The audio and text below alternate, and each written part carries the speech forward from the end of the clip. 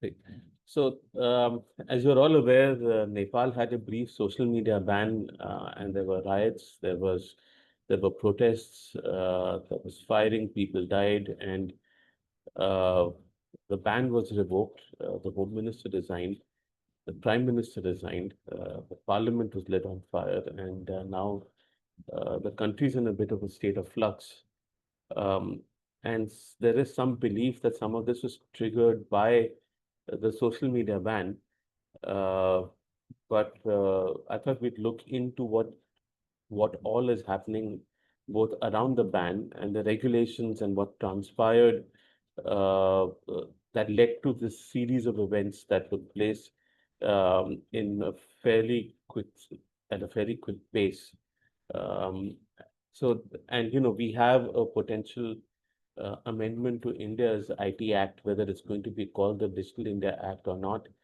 Um, that amendment has been talked about for many years. It is impending, and we need to look at how digital media and social media is being regulated across the world to get a sense of how people are thinking about regulating speech online, and more important, and just as importantly, regulating social networks online.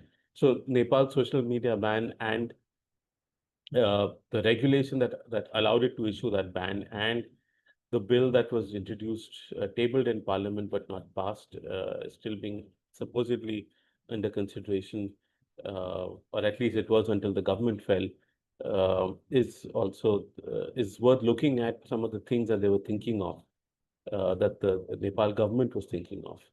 So, just in terms of what, before we begin, just remember that this information, and I'm being very clear about this, some of it is secondhand because it's not been easy to find information about these regulations online.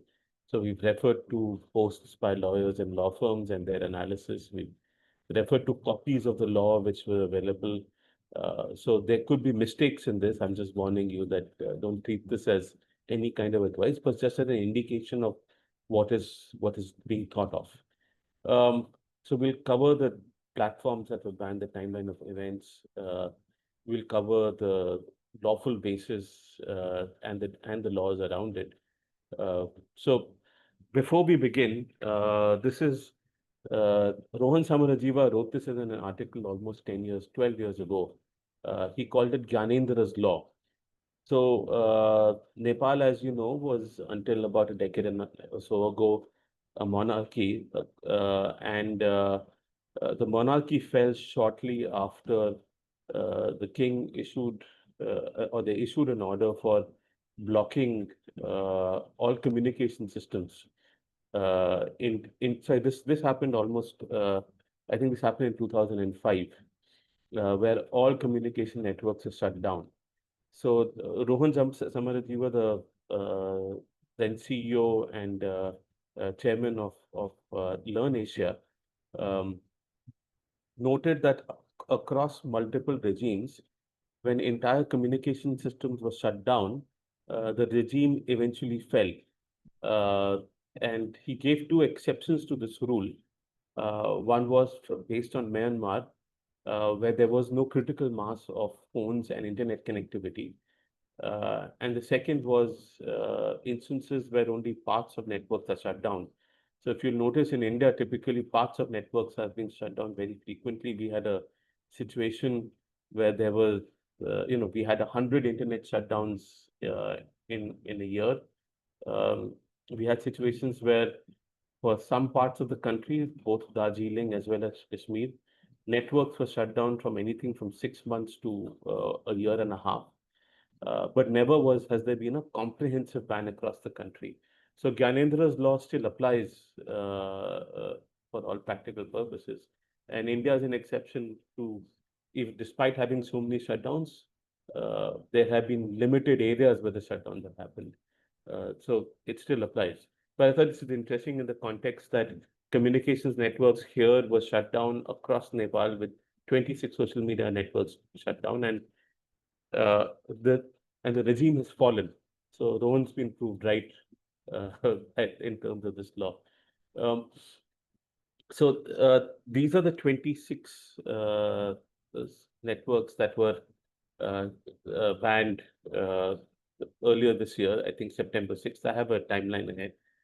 And there were some that were not banned because they registered, either had already registered with the government and were following some protocols that were given by them, and had a person in the country uh, as a representative, uh, uh, and, and therefore they were following the rules. But a large number of them hadn't signed up. Now, what had happened was that the Supreme Court, in a case, I believe that was filed in 2020, in a hearing related to the case, um, issued something called a mandamus and ordered the government to enforce regulations to uh, uh, so that there's enrollment of social media platforms. This was on August 17th. 25th of August, the cabinet met and set a 7-day deadline for compliance. September 3rd, the deadline expired, and September 4th, the Nepal Telecommunications Authority was told to shut down all major networks. A few days later, protests erupted. Uh, there was unrest, and security forces responded with force. There were networks that were still operative, TikTok primary amongst them, which was then used to show what was happening. Um, and the Home Minister resigned, and the ban was lifted. And the next day, the Prime Minister resigned. Now, uh, this was basically what they required was not just a registration, but a point of contact in the country. They needed a grievance redressal officer, and like in India, where there's a compliance officer, they required to have a compliance officer. Uh, so uh, you have to understand that Nepal has fairly high internet penetration, about 131% broadband penetration, even though broadband is 3G plus 4G. In India, it's largely 4G. No one uses 3G anymore. 48% is 4G, but almost all internet connectivity is mobile. And there are some reports that said that 80% of traffic is social media in Nepal. Uh, uh, but I have not been able to find any data to corroborate that. But alongside that, I was in Nepal maybe about 7, 8 years ago, uh, for, escaping Delhi's pollution, and they had zero rating available. So, I was on Facebook, I clicked on a link, and uh, I got a warning that data charges will apply if I exit Facebook. So this was post India's net neutrality campaign, so it was amusing for me, but they had zero rating at that time. I'm not sure whether zero rating still exists, but even if it did or didn't, 80% social media usage is pretty high. Kind of proves our theory at that time that social media will end up consuming internet access in a sense, and all of it will take place through social media, which is probable. Um, so in terms of platforms, Facebook is the largest platform according to StatCounter, which measures internet traffic, but it's not necessarily 100% of the traffic, but for those entities that have StatCounter installed. So that's a fairly substantive number. Uh, uh, Facebook's pretty dominant there. Uh, the other thing that happened was after the ban, VPN usage spiked up in just 3 days. So signups spiked up, and indicative that people will find mechanism for accessing what they want to access, irrespective of whether uh, platforms are banned or not. Uh, One of the things that I noticed when I was going through some of the reporting and some of the through Reddit, and essentially because we don't have access to TikTok here in India, um, there was a sense that there was a great deal of anger about nepotism and nepo baby and nepo kids, where there was, while income inequality and corruption have been, frustration around them have been long brewing.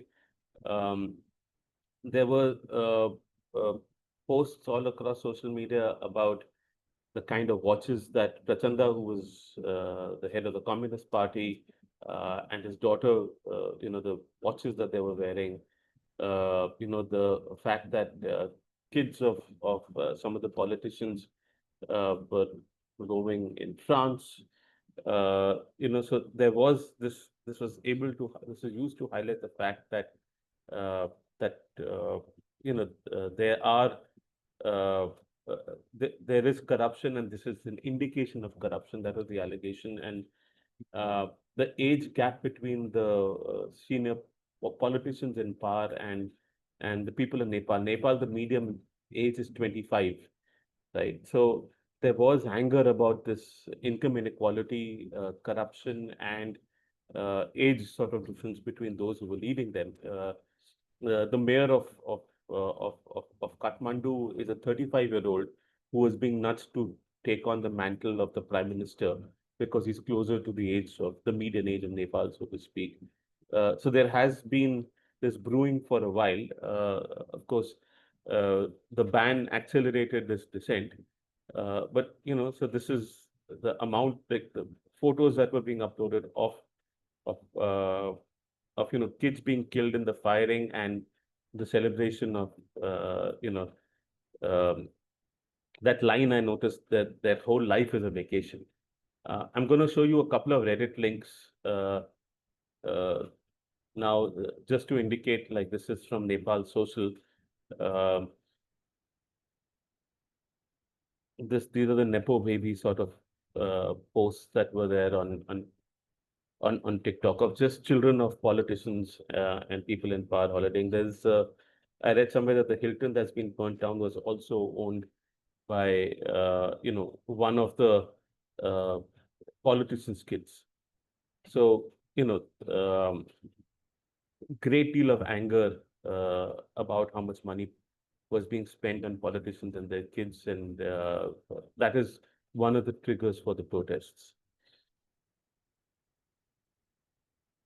Uh, so the regulatory basis, now the boring part begins now. So the regulatory basis for uh, for this shutdown was this uh, one was the Supreme Court directive, but also the social media use regulation directive from 2018. Just remember that Nepal follows a different calendar. So this is a 2023 directive, but in Nepal's sort of dates, etc., is this 2080 uh, as per the calendar. So this directive, I've just taken a couple of law firm websites and uh, just culled out portions that are relevant. So this was issued in 2023, not enforced. It required platforms to be enrolled. There were some exemptions for education and social empowerment, but it required platforms to have someone with a point of contact in Nepal. Just like in India, they're required to have a nodal officer. Um, there was the definition of social media is quite broad, but interactive communication between individuals or entities and publication of user-generated content. Uh, so it included messaging platforms like WhatsApp and Messenger as well. So went beyond what we see as the definition of social media. Um, there was also a classification for small and large social media platforms. And large platforms were required to have a grievance redressal process and a grievance officer.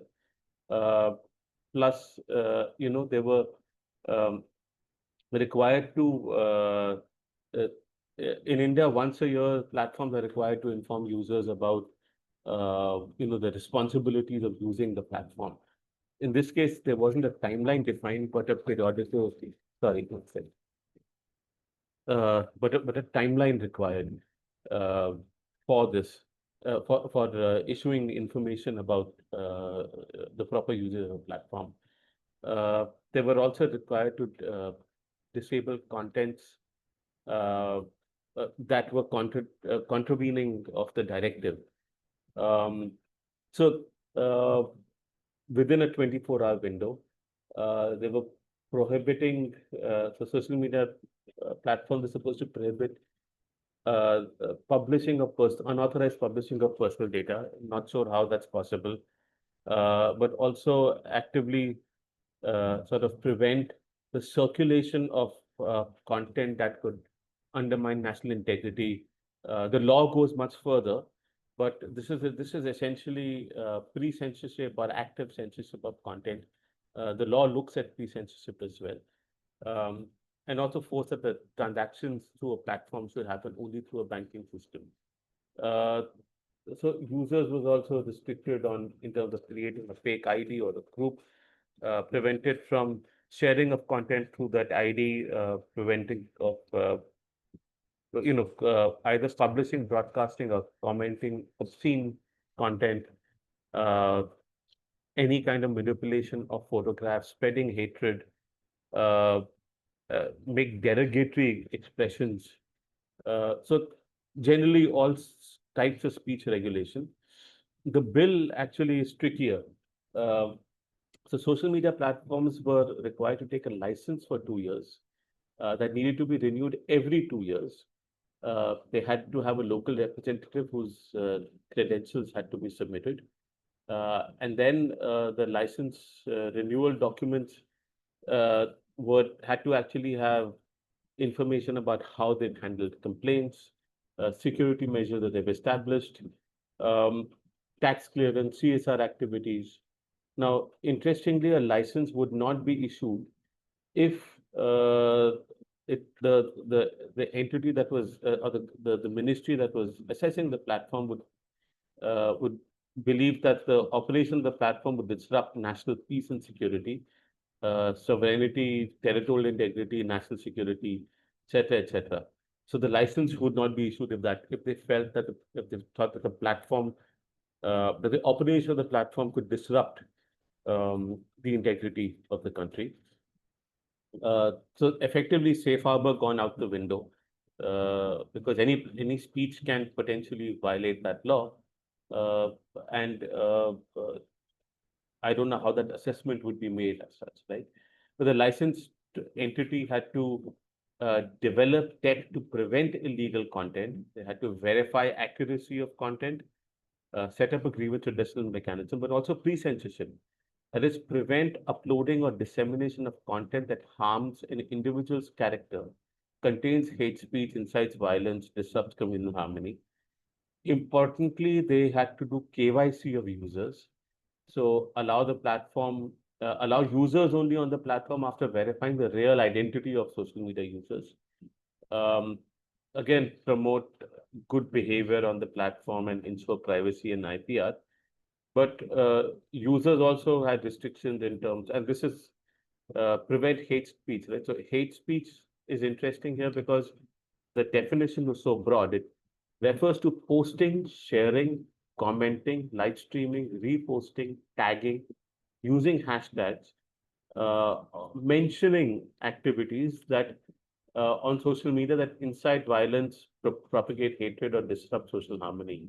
So very, very broad definition. It could include even liking, as we've seen in another part. We'll see in another part. Um, so here, users shall not like, share, repost, subscribe, or use hashtags or mention any content on social media with malicious intent.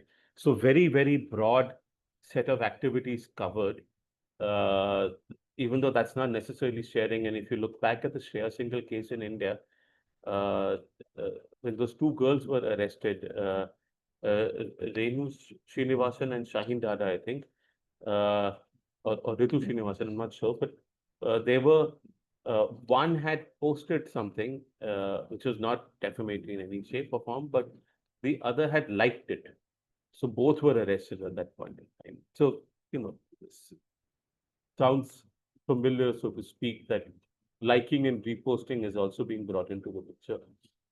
Users are not allowed to spread false or misinformation, false or misleading information.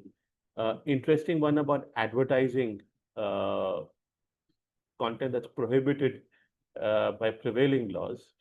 Um, there's been a controversy in India around X or Twitter where Khalistan separatists were using uh, promoted tweets to spread their message on Indian social media. That I don't think it happens anymore, but we see and we've reported on a lot of content on X um, where manipulated photos of celebrities are being used uh, to drive traffic to platforms, which then lead to gambling platforms, so to speak. So we did an interview with Shreya Ghoshal about what she's gone through and how she struggled to get these ads on X taken down. So restriction on advertising is or more scrutiny of advertising is something I think platforms need to look at in any case.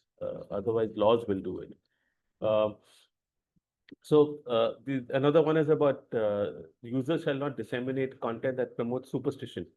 Uh, Now, that's a tricky one because what is superstition? In the sense, there's also debate in India about what is a doctor and what is not a doctor, what is pseudoscience and what is not pseudoscience. So, you know, those issues are also popping up here. Uh, so again, not disseminating content that promotes superstition is a vague ground, so to speak. Um, Prohibition on cyberbullying, cyber stalking, hacking, sextortion, extortion, phishing, and imposter scams.